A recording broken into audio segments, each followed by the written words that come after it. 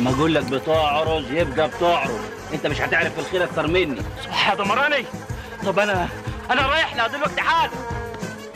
واه يما، ولازمته ايه البكا دلوقتي بس؟ طب نقولوا الحمد لله ونفرحوا مش نبكوا.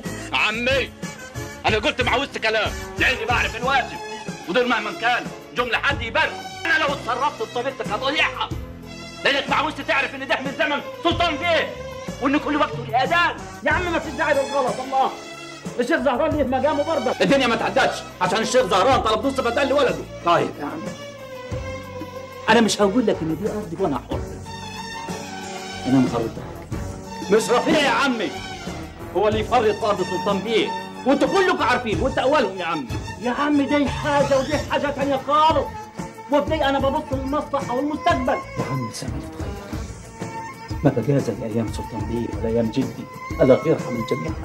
لو ايه الدكتور فيصل صاحب فارس وحبيبه طبعا، سواء انا هترشح ولا عم النص فدان دي مصلحه قدام الناس عشان نقول لهم بس ان احنا عملناها.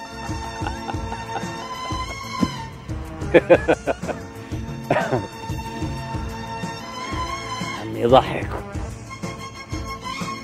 عمي يبكي. لا فكرتك عني يعني في الاول. عموما يا ست فرحه مفيش داعي للاسف، لاني ما اعرفش مين اللي يتاسف. شوف يا دكتور ما تتعبش نفسك، انا هجيب لك حمدي الحديك وابدا اعمل له اللازم. انا مش قلت لك ان هناك في تجاليد غير اللي عندكم واقفه كده وراسك مكشوفه وعماله تتكلمي مع دكتور وكمان ايه كل دقيقه والتانيه ايه تقولي لي على اسمك؟ لا الحاجات دي لازمه طبيعيه. انا قلت لك ما احبش اللي يرجعني في الكلام. انت ايه ما تعرفيش تقولي حاضر وصل حاضر؟ انا العبارات غلبانه من الفطريه وما ضايقش خلقاتي. مراتي مالها مرة وانت ايه طلعت بحاجه زي دي؟ لا يا ربنا ما يقول ايه الواد يا عم؟ فين؟ ليه يا صبري؟ انا زيك اياك.